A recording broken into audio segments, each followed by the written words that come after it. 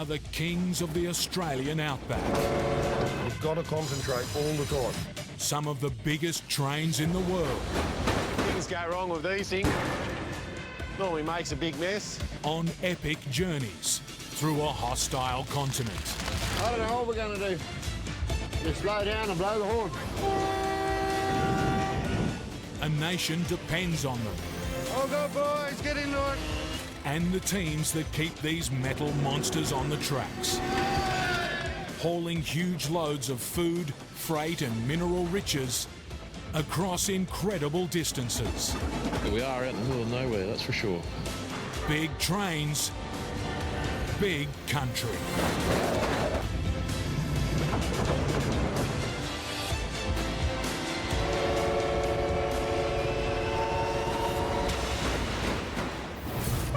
On Railroad Australia, on board the world-famous Ghan, conquering the desert in style. What a sea of happy, smiling faces. And keeping passengers happy. No problems, only solutions. Trouble on the tracks. With any luck, everything goes to plan and we get it all done. A vital rail link. Only freight line east-west. Needs fixing fast. That's wear and tear. That's starting to wear down. Really bang, bang, bang. Smash the sleepers. Smash everything. And don't look down on a nail-biting ride through the Tasmanian wilderness. There is a fair bit of rain out there today, so I don't think it's going to get much better than this. It's one of the greatest sights on rail.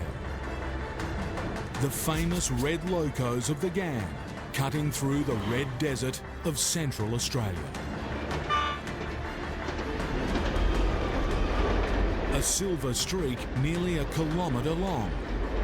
Luxury on wheels. Giving hundreds of passengers the ride of a lifetime through a scorching wilderness. It's a 3,000 kilometre journey that starts in Adelaide and slices through the middle of the continent, up to the northern city of Darwin. At the Adelaide station, the clock is ticking down to departure time. I've got about a minute to go before the call goes through the front counter, but I can't see any doors open. Getting the Ghan and its passengers safely from the bottom of the continent to the top. Alrighty, you have to go down here. Is the job of train manager Bruce Smith. And Bruce has his hands full this morning. The popular train is full. 288 guests on board today. We're used to 220. 68 passengers more than usual. Extra carriages have had to be put on. The train's so big, it's been split over 2 platforms. Yeah, Pete, I've got all the doors open on platform 1, mate. I can't see over to platform 2, so I'm presuming that's the same. The Ghan has 3 kitchen cars and 4 restaurants. Over the course of this journey, we'll carry probably 70 dozen eggs, 100 litres of milk, 20 kilos of bacon. Cooking for nearly 300, 3 times a day for 3 days, requires a mountain of food. And it all has to be loaded today, from the basics to the more exotic. Kangaroo fillet, served with a crocodile sausage. Bruce has extra passengers, 288 people. but no extra time to get them all on board. So it's a pretty tight schedule. We just can't dilly or dally. Yeah, otherwise it just puts you behind the 8 ball. The passengers may be in holiday mode, but for Bruce, the last few minutes are frantic. It's a busy day. The train is like a mini city on wheels, Morning, young Emily. and Bruce is the mayor. We've got quite a few people in the singles that want to upgrade to a twin cabin, and we've only got one left, haven't we? Finally, all the bags and passengers have been loaded. All right, we're all good to go. With 2 minutes before the Ghan is due to leave, Bruce does his final checks. Just locking all the doors, checking with everybody as we go. Got to make my way to the rear of the train. And then it's off. Stand clear, platform 2 for immediate departure again. On one of the world's greatest train journeys. 3,000 kilometres and 2 deserts to cross. A marathon run through the centre of Australia. Bruce has got it away on time. All right, let's get down to business. But they're barely out of the station before he hits his first snag. Just a bit of an issue, some food for us. The Ghan sister train, the Indian Pacific, which crosses Australia east to west, also runs through Adelaide. Afternoon, everybody. And there's been a mix-up with some important food supplies. They accidentally got loaded onto the Indian Pacific. The trains are due to pass each other about an hour out of Adelaide. Look, my drivers were just talking. We're going to cross you about 2 o'clock. They're going to have to make an unscheduled stop. From outside Adelaide, west to the edge of the Great Nullarbor Plain.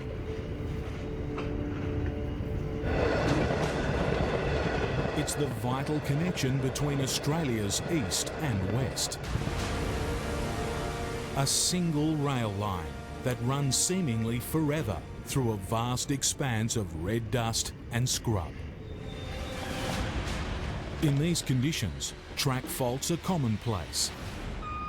They need to be found and repaired before they become a major hazard. We know for a fact if we do miss something or something's not right or we just ignore something, the consequences of it could be a train coming off. Jamie Retallick is what's known as a length runner. Each week he runs along a section of line the length of Great Britain, looking for problems. Me and the other length runner would do 1,800 k's to 2,000 kilometres on rail a week. And today, Jamie has a problem. And this is it. 70 kilometres down the line, a big chunk has been gouged out of the rail. It has to be fixed, and fixed fast. Large amounts of steel cracking out, so it was more cracking out. It wasn't peeling or damage, it was more cracked. It was starting to shatter like glass. So we'd have trains going over that at track speed would be 4,500 tonne approximately, anywhere up to 1,800 metres long, 110, 115 k's an hour. At least 10 trains a day, each weighing around 5,000 tonnes, thunder along the tracks. That's massive wear and tear that needs constant monitoring. But today, the trains are crawling. Jamie's had to call for a speed limit to slow trains down over the damaged section.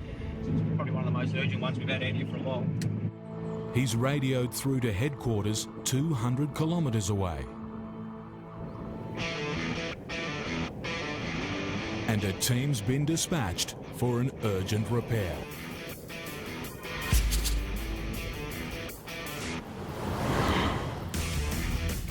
The pressure's on team leader Scott O'Brien. Because at the moment the track's got a temporary speed restriction on it of 20 kilometres an hour. They need to replace the damaged rail without stopping the trains. With any luck, everything goes to plan and we get it all done.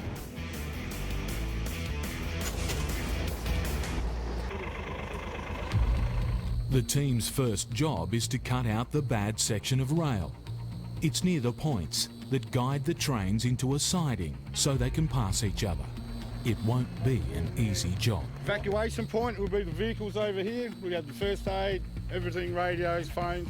It's wild country out here and a dangerous workplace. Snakes, they come out this time of year. Yeah, just be wary, watch where you put your feet. If they bite you, mate, you're dead.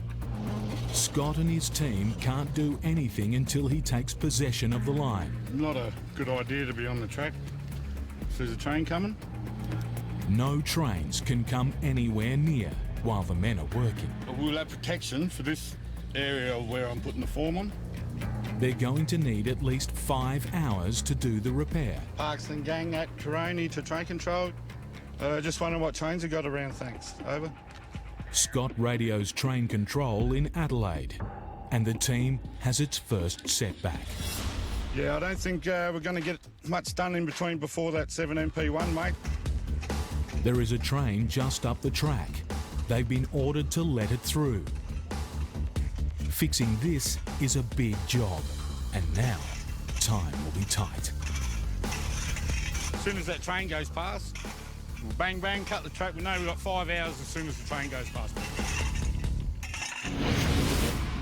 2,000 kilometres away, into the rugged mountains of Tasmania. Heading into some of the most spectacular wilderness on the planet. On a train journey that takes your breath away. The tracks cling to the sides of mountains, cross ravines on old wooden bridges, and squeeze through rock cuttings. Taking a legendary steam train from the old West Coast mining settlement of Queenstown to the port of Strawn, 35 kilometres through the mountains. To take charge of this train on this route is a huge responsibility. Ali Hume is the fireman. It's a little bit cold. Just got to readjust a few things. But she's hoping she'll soon be a fully fledged driver. I'm a trainee driver, so fireman / trainee driver. I've been doing this job roughly around 10 years. So I sit my exam in November, which is pretty exciting. Right. When it comes to driving trains, there's no scarier test than the one she'll be taking today. Guiding the 100-year-old locomotive through the twists, turns and steep inclines of the West Coast Wilderness Railway. Nice and slippery out there today, James. Good learning for you. High up in the rainforest, it's almost always wet and slippery. And there's this. One of the steepest rail climbs in the southern hemisphere.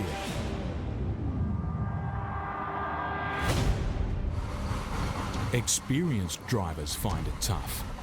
Trainee Ali is in for a nerve-wracking test. Heading from Adelaide to Darwin, 3,000 kilometres away, the Ghan has barely started its epic journey when train manager Bruce Smith finds himself having to organise an unscheduled stop.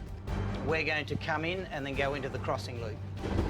The Ghan is preparing to rendezvous with its long-distance sister train. The Indian Pacific from Sydney running into Adelaide will just stop next to my train.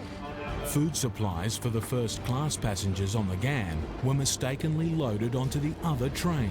It's like luggage in aeroplanes. You know, they load them on the wrong planes and they go where they're not supposed to be.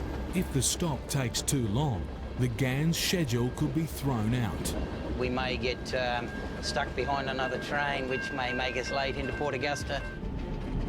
IP train manager Kath Mack, train manager on the Ghan. You receiving, Kath? Yeah, Roger, just coming up to the first of your platinum cars. With each of these famous trains close to a kilometre long, Bruce and the manager on the other train have to make sure the stop is in exactly the right spot. And 5 to go, 7-4. The manoeuvre requires constant radio contact with the drivers. Red light, 7-4, red light. It's a rare meeting between two of the world's most famous trains. And all for this. Oh, OK. Thanks, Sales. 2 boxes of frozen scallops. That's it for the scallops. Sounds like a lot to stop 2 trains, but when passengers are paying to be spoiled, the seafood entree can't disappoint. OK, now these are the scallops off the IP. Where do you want them? Scallops successfully delivered. No problems, only solutions. There are 68 more passengers than usual on the train, but still only 3 small kitchens. Tonight we're going to be doing, I think we're cooking 64 entrees, 64 desserts and 64 main courses, plus the accompanying vegetables. So what's that, 180, 192 meals. As the last light fades, the Ghan slips into the night, into no man's land. The nearest town is 700 kilometres away. Bruce will soon hand over to the night manager. There's always someone on duty. Good night, see you in the morning. If something happens out here, like a medical emergency, there has to be a contingency plan. And if push comes to shove, we've got to get a guest off. Well, it's the, flying doctor, we call him out. Nearest airstrip, which there are quite a few around, and take him off the train, put him on the plane, and it's au revoir. 1,500 kilometres away, on the edge of the Nullarbor, the rail lifeline that crosses the Australian continent is about to be shut down. This is the only freight line east-west. Scott O'Brien and his team have less than 5 hours to fix a damaged section of track. This part of the line is so bad, this last train is restricted to a speed of just 20 kilometres per hour.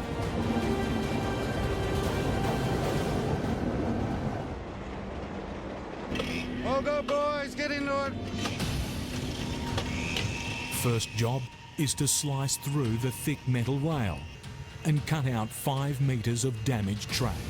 We're hoping that we can cut this one out, pull it straight out and drop the new one straight in. But it doesn't always work that way. Scott needs the pre-cut replacement track to fit almost exactly into the gap. But it's too short. We're going to have to change that rail, the gap's too big. They'll have to add in a longer piece of track to close the gap ready for welding. We only wanted a 25mm gap here, but we got like 2 inches. It's not the start that Scott wanted. We have to cut out another length of rail, pull that out and then put a bigger length of rail in to make sure them gaps are only 25mm. Meanwhile, the line remains closed and time is ticking away. This next piece has to fit perfectly. Further up the track, Jamie, the length runner, is on his way to another section of rail that has a piece gouged out of it.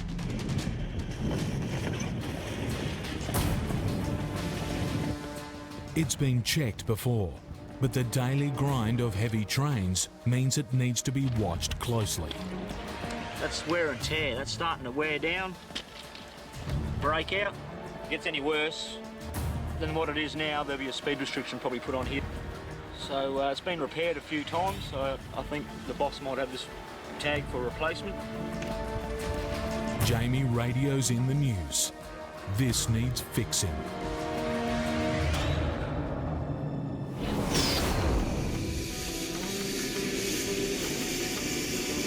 In Tasmania, trainee driver Ali Hume is preparing her vintage loco to take tourists on a trip into the wilds.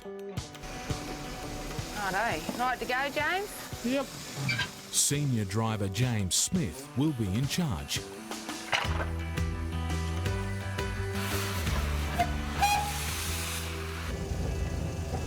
It's part of her training to become fully qualified.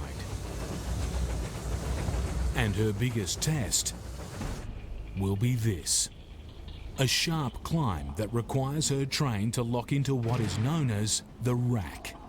A cog system that engages so the loco doesn't have to rely on wheel traction. There's a third rail in the centre of the outside rails. These here are the pinion wheels. We have one at the front and we have another one here at the back. So these are the actual teeth that engage into the rack. And you can see that they're offset. So there's always a tooth engaged along the rack as we go. The line they will be running on is more than 100 years old, built to haul copper out of the remote mountain range.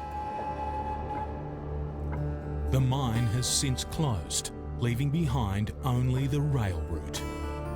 Queenstown was hit hard by the loss, but it saw the value in its unique railway and rebuilt it for tourists. Before Ali and her passengers can set off, the track has to be checked by a maintenance crew. What we look for in our track patrol is any debris on the track, fallen rocks, obviously fallen trees, anything what will have an adverse effect on the train when the train departs a bit later on this morning. With drop-offs like these, no one is taking any chances, especially in the critical rack section. We have to maintain this. We put graphite grease on it, so it's not metal on metal all the time, so it just slides in nicely. I don't know how a train would go coming up here without the rack system because it's pretty heavy. Back in town, Ali is reversing to the station to hook her loco up to the passenger carriages. The rain's still tumbling down. The tracks are wet. This could turn into a nightmare for a trainee driver. In Central Australia, the Ghan is making an early morning stop hundreds of kilometres away from civilization. Okay, we're right up on that emergency services road, are we? That's Roger. Most of the train's 288 passengers are fast asleep, as night manager David Bailey coordinates with the drivers. About 3:30 in the morning at the moment. He's waiting for clearance to jump off the train and start preparing for one of the highlights of the trip, watching a desert sunrise. It's middle of nowhere, really. It's right in North and South Australia. So I'll jump down now and have a look.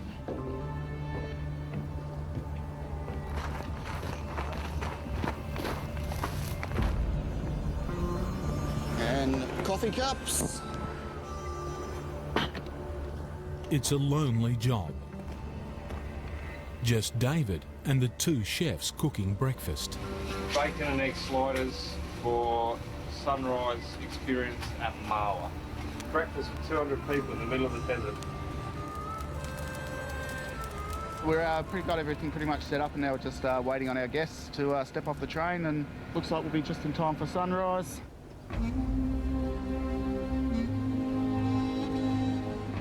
The sun starts to rise, as do the passengers.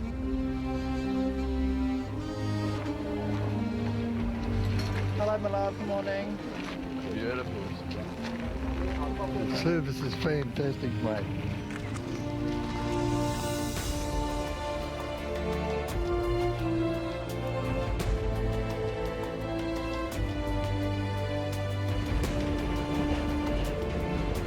After the stop with no station, the Ghan gets going again. In the budget diner at the back of the train, service manager Tony Jones is flat out. And can we run these to number 25, please? Tony used to be a police detective, And I'm still putting on the rubber gloves. but after an early retirement, he got a safer job. I've been shot at twice, been knifed at twice, and here I am, live to tell the story. Some people held me up at knife point. These guys jumped out of a car and they wanted to know something, and I knew straight away something was wrong. You know, all those sensors kick in. I thought, I'm going to get stabbed here. So I thought, well, if I'm going to get stabbed, I'm going to get stabbed on the run. I'm not going to stand here and let them stab me. So I did a run and they chased me, but they couldn't catch me. I was a good runner then, yeah. There's a problem in Tony's part of the train that the ex-detective hasn't detected. And I do have some information for you that may be of some assistance. Back on duty, train manager Bruce is making his regular announcements. With a maximum of 35 degrees today. But no one at the back of the train is hearing them. Did we hear the Ghan poem this morning? No. Tony, were you aware they're not getting any PA announcements down here? No. Oh, okay. One of the passengers didn't hear the bar was closing and has missed out on a drink.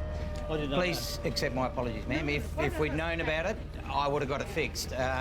Just get them the beer and the coffee and don't charge, all right?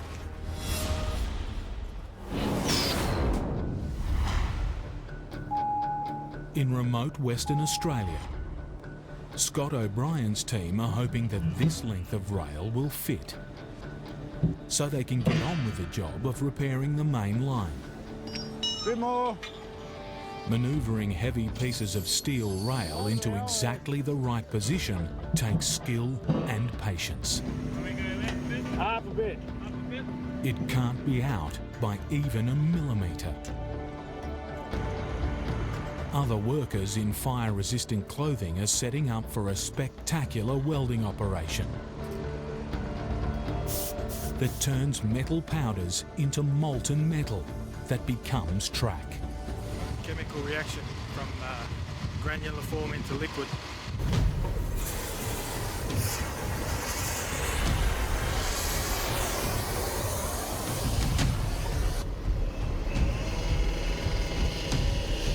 It's called a thermic weld. The chemical reaction heats up to 2,500 degrees before the metal starts to flow into a mould to join the sections of tracks. Yeah, you wouldn't want to get burnt, 2,500 degrees, sting a bit. And just wait for the cooling process and pull it apart. The first weld is poured, but the job is far from done. There's this one to tidy up, and then 4 more to do, and less than 2 hours to go before the next train is due. Jamie is continuing his patrol of the line. He's reported the fault he found earlier to his boss, Peter Stonehouse, who's on his way to supervise the repair. When his track inspectors call in a problem, it's his job to get the line fixed. The boys call in every day in the mornings, and they call me at night time, so we in contact all the time. There's a lot of guys working by themselves. After Jamie's report this morning, Peter has called in a specialist welding team. So this bit of metal here is worn out on the wing roll, and they're going to cut this out here with the grinder, work it back to all the cracks, and then build it back up to where it was. This time they'll try to repair the rail rather than replace it. In the heat of the day, in the middle of nowhere, it's a 2-hour job that will require skill and sweat.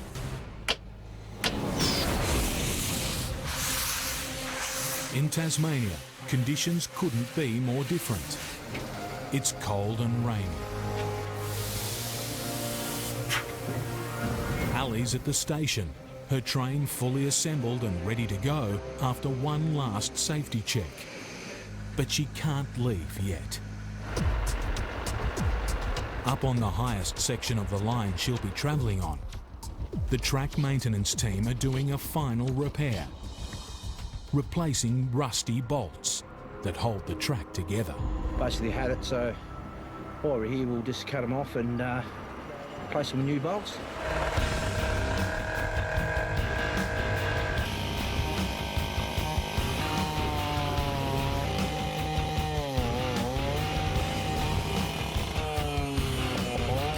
So put a couple of these little suckers in.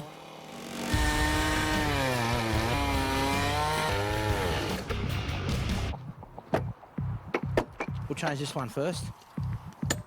We're just pulling the dogs out, what hold the joints. So we're just lifting them up, pull the plate apart, check the plate, just doing it the old way. We just don't want any movement in these joints. The plates get loose, then you've got a possibility of a train derailment. And the last thing we want is a train derailment, especially this area. So what we're going to do, Jamie, is get that bar on up here. Yeah, mate. Just here, mate, we'll do us. Thanks, mate. Touch more. Perfect.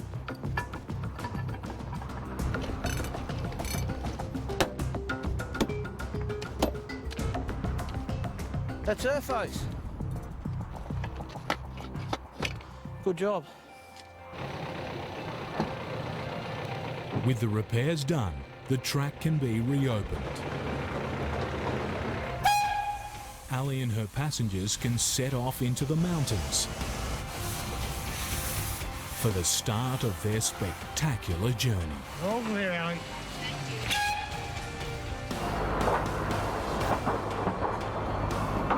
You've got to make sure your train's stretched out before you actually leave the station, otherwise there's too much jerking movement to the passengers behind.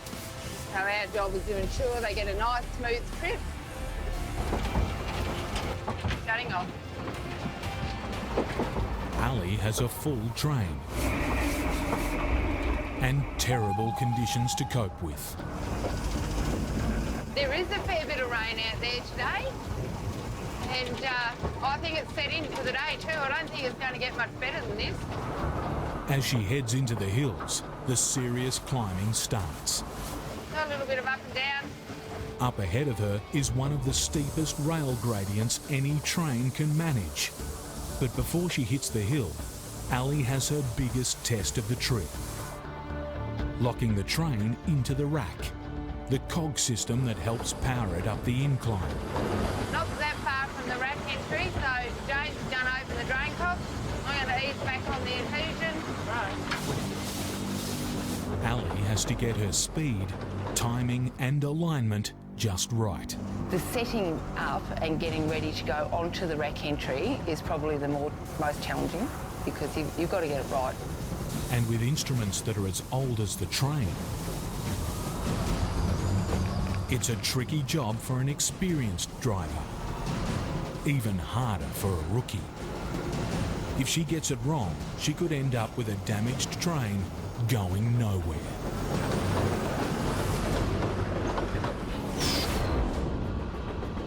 The Ghan is cruising through the Central Australian desert.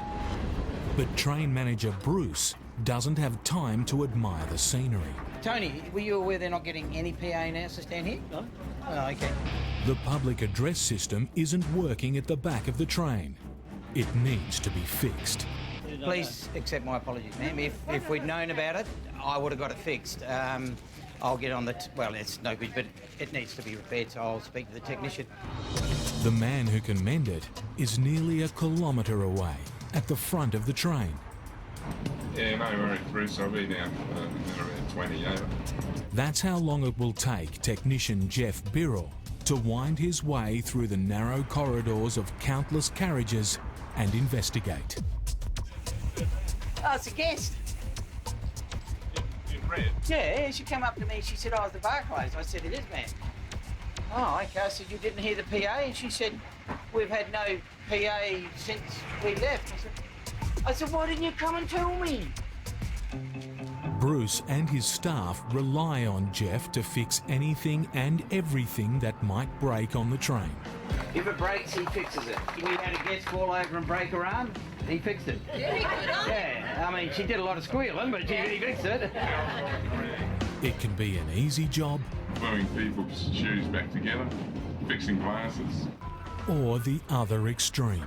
Had to get out and fix things under the train. The tracks are so hot at 50 degrees, you can't keep your hand on it for more than a second at the most.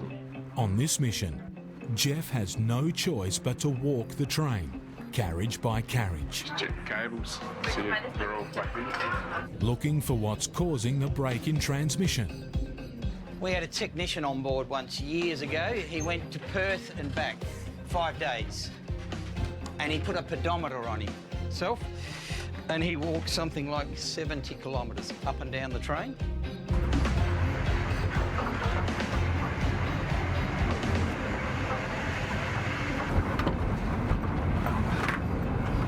After an exhaustive search through various roof cavities, Jeff thinks he's found the problem. A faulty cable. Bad news is, he's at the back of the train, and the replacement part he needs is in his office, right up the front. And on a train, there are no shortcuts. About 750 metres of train to walk through and about 100 doors to get from one end to the other. So you can't go around it.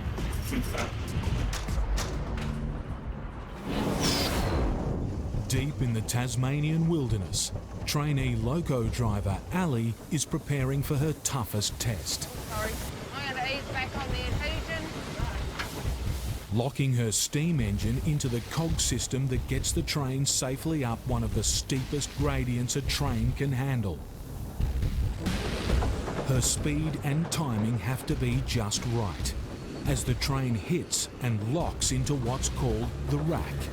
It sits between the two rails. So if you get it set right, get a nice smooth rack entry. It was pretty good today for a beginner, setting it up, so I was a bit happy about that one. The train's cog mechanism is now providing 75% of its drive. Nice and steep up through here. Wheels just 25%. It's a 1 in 16 grade. That's 1 metre up for every 16 metres along. Steep for even a car. Without the rack system, the train wouldn't be going anywhere. One more. Beautiful. Ali pushes on, high up into the range. Over deep gorges.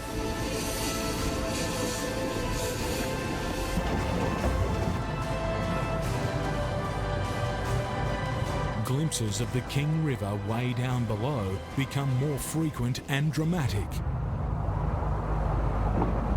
Until there's nothing between Ali's train and the dizzying drop.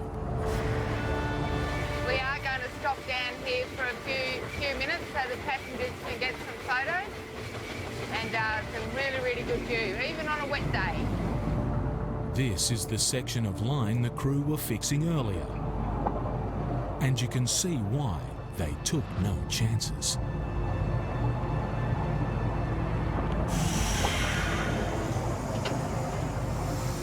Great view. Beautiful. Beautiful office.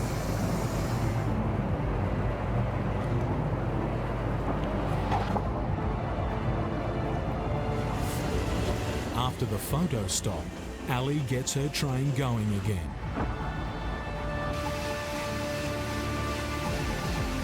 Journey for me has been awesome. Every day is brilliant. Even though it's a different trip every day, sensational. It's been a near perfect run. She's clocked up more valuable training hours.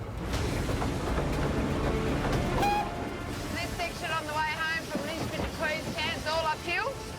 We can make a little bit of chook.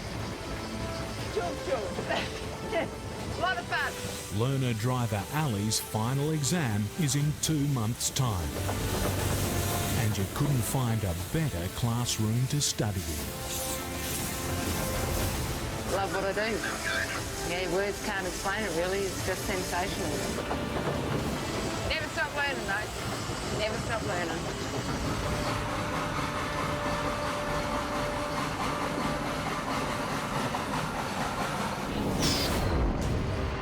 Scott O'Brien and his team are racing to fix a section of track before the next freight train is due on the main east-west line.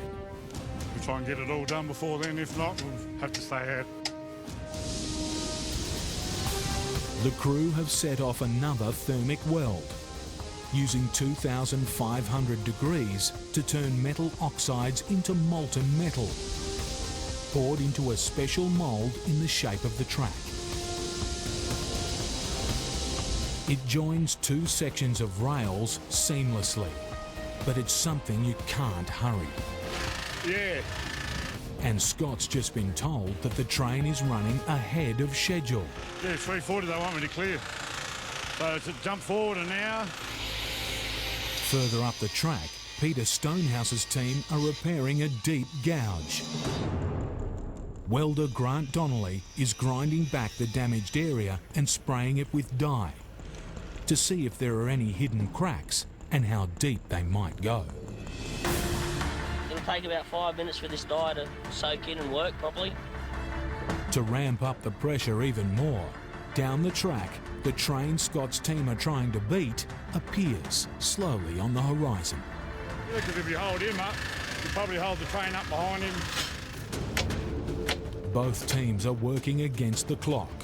The name of the game is not to hold the trains up. The train may have arrived, but it can't proceed until the team are ready.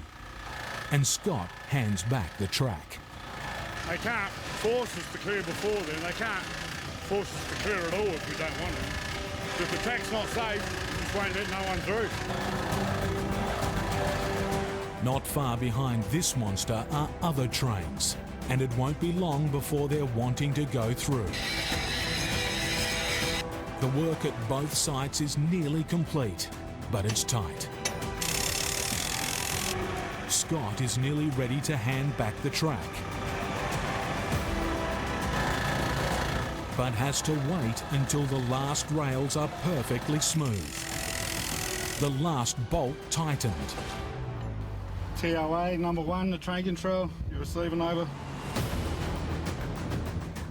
Yeah, Kelly, we're all right to clear this one when you're ready, thanks. For days now, there has been a 20km/h speed restriction here. Yeah, coming through now, we're all clear. Now it's fixed, the trains can resume normal service, picking up to speeds of 110km/h. So yeah, we only just made it in time. This is the train we were waiting for. Hey, miss! Just a few hours ago, this was bringing trains on the east-west line to a crawl. But a lightning response by Scott's crew has fixed the problem. And the trains are running again at full speed.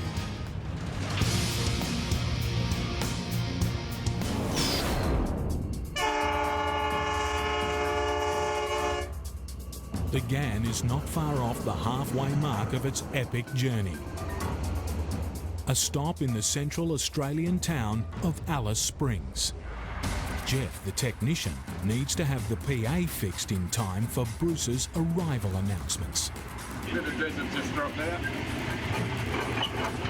And then we found a faulty cable, so we changed the cable. That's it. Let's go and test the The Ghan is about to pull into Alice Springs. I've just got to tell our guests which buses are going to which hotels. The pressure's on Jeff. He needs to test whether he's fixed the system.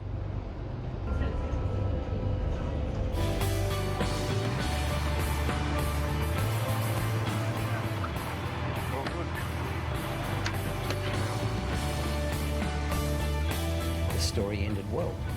They now have a public address system. At last, Bruce has the attention of the whole train. The coach will be parked at the left-hand side of the pedestrian crossing in front of the... After running virtually non-stop for 24 hours, the Ghan has made it to the Alice, red centre of Australia. It's travelled 1,500 kilometres through the scrub and desert, but it's still only halfway through this famous journey. It needs to take on supplies and fresh water. Still ahead, more desert and a marathon trek. Destination, Darwin. This epic journey continues. Next on Railroad Australia. Red light, Mal, red light, please. Who left the brakes on? Steel on steel, get a flat wheel. Stopping the famous Ghan. A wrong number on a permit. So it's a major issue. Brings a $500,000 repair to a halt. And hunting the train monster they call the Great White Shark. It's worth the chase.